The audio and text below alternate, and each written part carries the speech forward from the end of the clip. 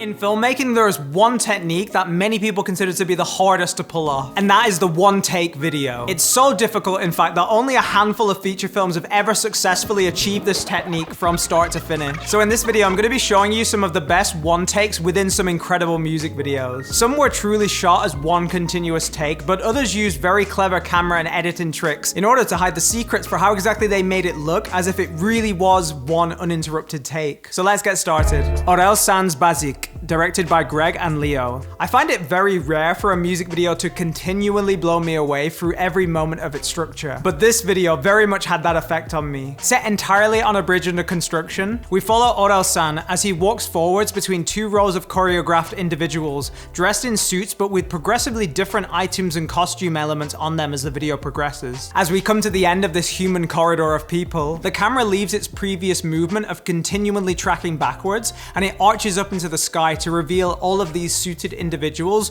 rearranging themselves into numbers that display the release date of Orel San's upcoming album, of which this single is a part of. Holy crap, that's brave marketing right there. I challenge any other creative to come up with a better commitment to your work being finished than to literally use a release date as a part of your visuals. The camera then drifts higher and higher into the sky, revealing the bridge in its entirety, along with the busy movement of cars below and the city's skyline in the distance. For those of you who are curious about how much of this video is or isn't CGI, I'm gonna reveal to you now that it's pretty much all fake. Just kidding, there's actually zero CGI in this whole video, and I know this for a fact because I've actually seen this bridge in real life with my own eyes when I went to visit Kiev, Ukraine. But fortunately or unfortunately, depending on how you think about it, this bridge has actually been completed now. So I guess the team that made this video got in at just the right time to use this location. It's hard to discuss this video without also discussing the lyrics of the song. And because je ne parle pas français, upon translating them, I discovered how closely the lyrics are transcribed onto what we see on screen. For instance, one of the earlier lyrics is, "The most intelligent people aren't always the ones who speak well." And in this moment on screen, all of the suited individuals are wearing glasses. In another instance, the lyrics say, 100 people own half of the world's wealth. And here we see people making it rain with cash money. No one can really argue that this isn't a very literal interpretation of the song lyrics, but that's kind of the point of this whole video. And the intro lyrics kind of make a point of this, with Orel San saying, "Je vais faire une vidéo simple, où je vais dire des trucs simples." So the creators are very self-aware of what they're trying to achieve with this clip. For those wondering how they pulled this video off as a one take, they actually had a camera on a drone the whole time. And if you're curious where the drone operators were hiding all this time, you can actually just spot them right here. Most people are familiar with consumer drones like the DJI Mavic series, but you might not be as familiar with cinema-grade drones like this one, for example. These are way bigger and heavier than your standard consumer drone, which means that you can actually rig cinema-style cameras onto them, meaning the quality of the image that you can get is much higher than having an inbuilt camera system. And because the stakes of crashing one into people are much higher, they usually require two operators. One to control the drone's physical movement, and then one to control the camera's panning and tilting positioning. So the fact that they were able to maneuver one of these drones through such a tight corridor of people is really a testament to the drone operator's capabilities. As for the extras in this video, to my count, there's over 150 of them. And even in the main section of the video, we can actually see extras who were at the start of the corridor making their way to the location where they make the album date. So it really does look like that they used every single extra on screen to the most full potential in order to show off the epic scale of this location. I love videos that seem to be complex upon first viewing, but once you watch it a couple more times and break it down, you start to notice that it's actually a lot more simple than you thought. Yes, it was most likely a logistical headache to hire over 100 extras, dress them all with specific props, and have them all choreographed in time. Not to mention that if just one of the extras messed up their actions, then that's the whole take ruined and they have to start from the beginning. But it's a fairly straightforward camera move, and the props that each extra uses could easily be sourced or created. Not sure where you would get these hoods from though. And of course, with this spectacular location as a core piece to these visuals, the video results in a mesmerizing shot that remains memorable long after its end. OK Goes Upside Down and Inside Out, directed by Damien Kulash Jr. and Trish Sai. OK Go's visuals are renowned for their inventive use of choreography that interacts seamlessly with the vibe of their songs. And this video in particular is arguably their most ambitious undertaking of this style yet. This video is all set on a plane, with the band initially doing their trademark in-sync choreography choreography. But all of a sudden, they start flinging their objects around, moving as if they're weightless. They then start flinging themselves around the plane, moving weightlessly and interacting with the many objects that they have. This escalates to suitcases full of items that burst out towards the camera, filling this rather sterile-looking interior into a mess of color. At the video's peak, the plane becomes even more chaotic, with the band members popping paint-filled balloons that burst out blobs of color into the space. Finally, we end the video by tracking in to see the band sit back in their original seats as the gravity kicks in and we see paint raining down from the ceiling. The video ends and we're all left thinking, how the hell did they do this? Right off the bat, it's intriguing to me that the first thing you see in this video is actually a title card, stating that what we're about to watch is 100% real and not CGI or VFX magic in any way. So I guess that they knew that the realness of this video would actually be a core element to captivate the audience into these visuals. So the way that they did this video for real was to shoot the whole thing on a plane that upon reaching a certain altitude would accelerate and ascend super quick for 20 seconds.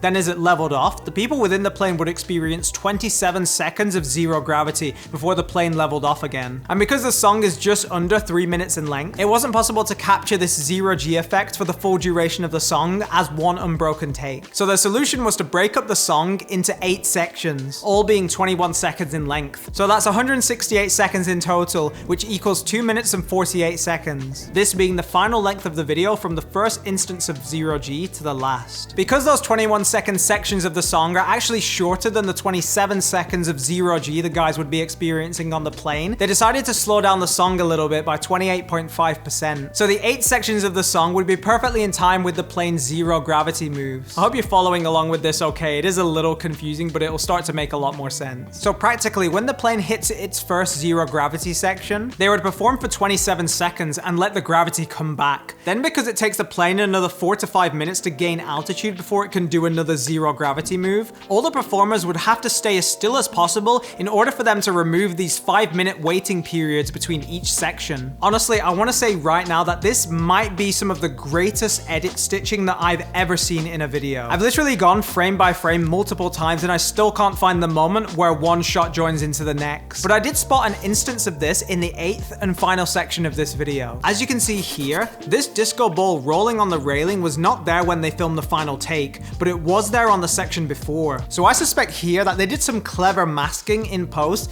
in order to add this rolling disco ball from the previous shot into this other shot, which helped them blend together more seamlessly. Because even though it's incredibly impressive how they matched up all the items on the floor to the previous section, it must have been impossible to match up the position of a rolling ball, because they're filmmakers, not wizards or something. They didn't reshoot all 8 sections in one go until they nailed the previous 7 sections of the video, as it was easier to reshoot sections 1 to 7 because as soon as section 8 kicks in, there's a whole bunch of paint and mess that they would have had to clean up every single time. So it just goes to show how much careful planning and consideration had to be put into this whole video in order to make it happen.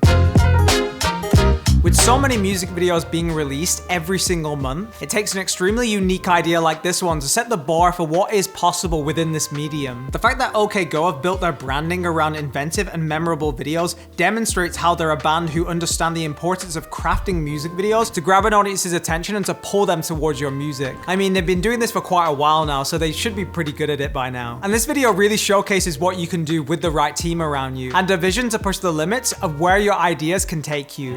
Vampire Weekend's Oxford Comma, directed by Richard Ayoade. This Wes Anderson-inspired performance video is a whimsical adventure. The video's concept is based around the band's lead singer, Ezra, performing the song while he moves through a countryside plot of land inhabited by a strange commune of characters. In the background, we see small vignettes of these individuals, performing seemingly bizarre actions and activities around him, such as an individual being shot by a revolver while an undisturbed farmer watches from atop his tractor.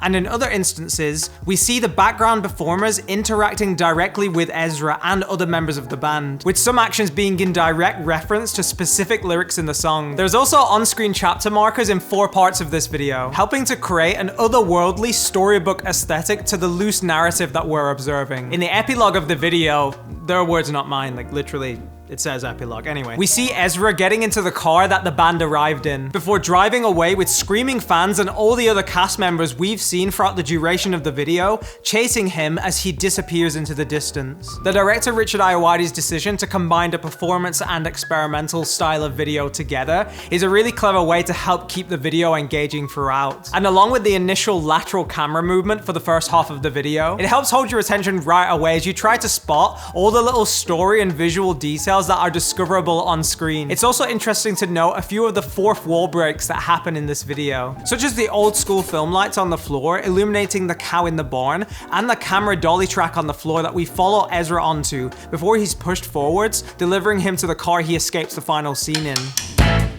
Apart from how much I vibe with the song, I feel the world that this video builds allows the audience to feel anticipation and curiosity as to what we'll see show up on screen next. The storybook nature of the lateral camera movement in the first half of the video certainly helps with this, but it's also just the overall oddities to the characters and actions that we see interacting and happening in the background of Ezra's performance. It's a great example of a video and a director that truly listens to the song and then translates that into a mood and narrative that didn't exist before, while also expanding your impression of the song when you listen to it without any of the visuals there. Kylie Minogue's Come Into My World, directed by Michel Gondry. When this video came out, I was 10 years old, and I'm pretty sure that my 9-year-old self would have been completely blown away by how the hell they achieved this technical masterpiece more than 20 years ago. The video follows Kylie as she moves around the streets of a downtown intersection in Paris. In the background, we see various characters and events happening, such as an angry wife throwing a mattress out of a window down to her now ex-lover, I guess, a motorcyclist knocking over a bunch of bikes, and some delivery men removing furniture from a van. I know, these appear to be quite banal looking images compared to the Vampire Weekend video that we just looked at. But where this video starts to shake things up a lot is at the 1:07 mark, where we see another version of Kylie leaving the dry cleaners of where we saw the first version of Kylie exiting out of at the start of the video. We then realize that the camera is looping through the exact same streets we went through previously, but this time all the characters in the background are doubles of themselves, performing slightly different actions than they were doing before. Double angry mattress throwing wives,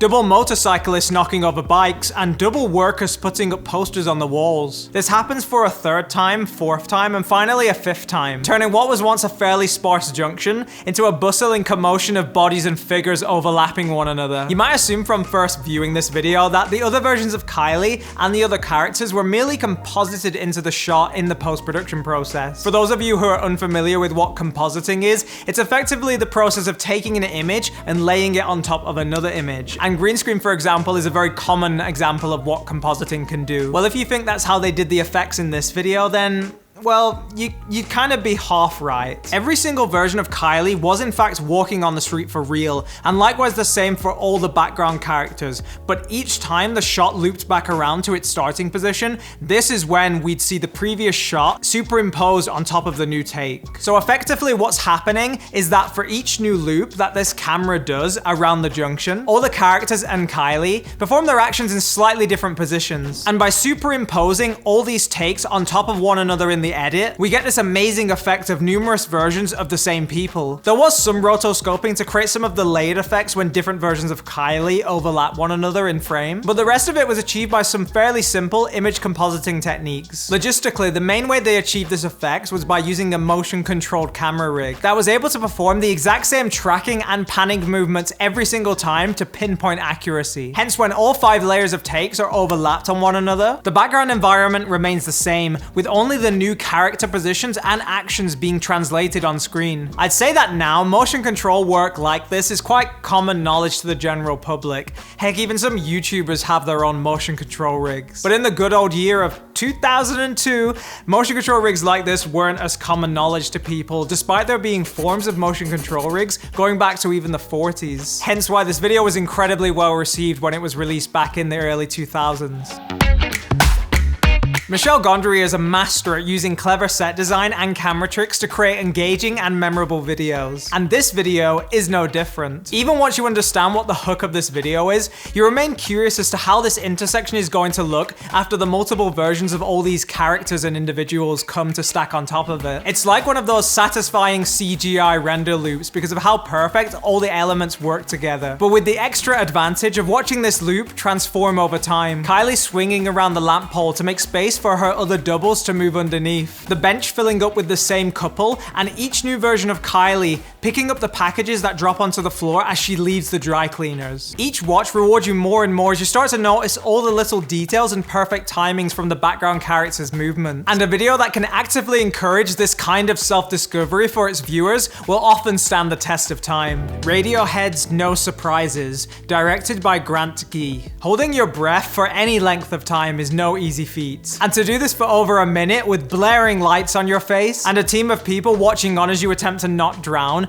is exactly the kind of extraordinary achievement that Thom Yorke, the lead singer of Radiohead, achieves in this video. The video begins by slowly fading up from almost complete darkness. We then see Thom Yorke's face begin to appear, along with some backwards text moving from the bottom to the top of the image, in synchronization with where Thom Yorke is syncing the track. As the second verse kicks in, a stronger light strikes onto Tom's face, and we catch our first sight of another key element to this video, this being the pool of water at the bottom of the frame. The water continues to rise and rise until Tom is fully submerged. We see him almost motionless, holding his breath as he continues to stare into the camera for a whole minute until the water quickly drains away and Tom gasps for breath, before continuing to sing the final few lyrics. As the song reaches its outro, we end as we begun the video, having all the lights slowly fade away, leaving us in complete darkness. According to the director Grant Gee, the budget for this video was £80,000, which might seem like a lot for a simple single shot video, but he wanted to hire the best specialists to ensure that Thom Yorke was as safe as possible, which was probably the right way to go about the creation of this video because Tom did actually have a really difficult time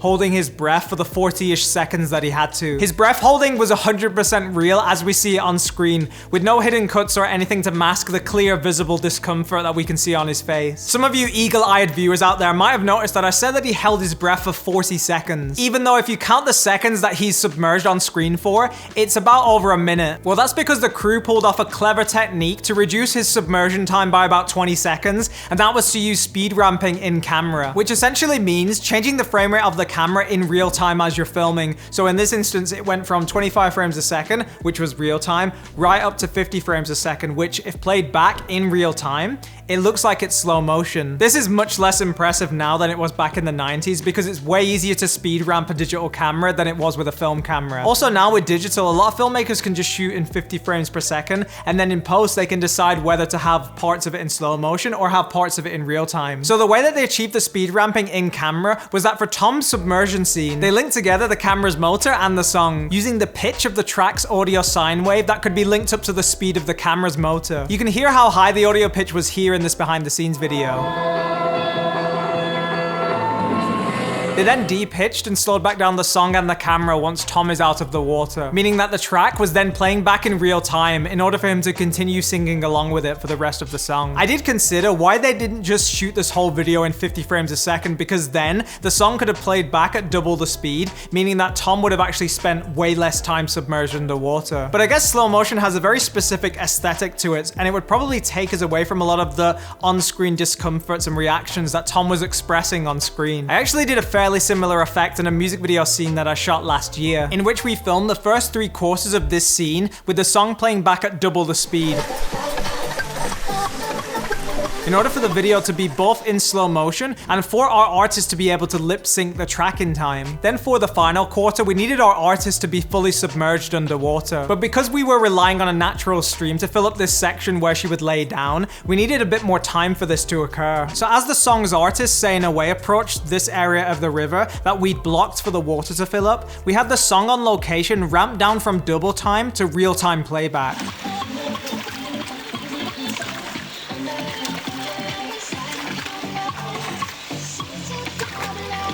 Meaning instead of just having 10 seconds of time, we'd now have 20 seconds before the next section of the song began, which was enough time for us to stop the water flow and have Saya become fully submerged. It's interesting because I think many of us associate speed ramping with scenes that call attention to this effect, even though it's a technique that can be used in a number of ways, including but not limited to helping keep your artist alive on set, which is always a good thing. I don't come across single shot music videos very often, and especially ones where throughout the whole duration of the video, the camera doesn't move 1 inch. But this one is especially intriguing, as it's almost hypnotic in its slow but considered progression of elements that capture your attention, and lead you to wonder where this video is going to go. Putting the danger element of the water to one side, it's a video that works in harmony with the tone of the song, imprinting an incredibly memorable image in your mind that only further helps convey the emotions embedded into the lyrics of this song. In the spirit of all these incredible one-take videos, I'm gonna see if I can do my outro as a one-take, so let's go. I hope you learned something from watching this video. I had a bunch of other one-take videos that I wanted to include, but I had to keep the list short, so let me know in the comments if you guys think I should have included some other videos than the ones that I chose. And if you want to see another video on my channel where I talk about the 5 best music videos of all time ever made, you can check out the video right here. And thank you so much for watching, and I'll see you all in the next video. Yeah, nailed it! Leonardo DiCaprio would be so proud.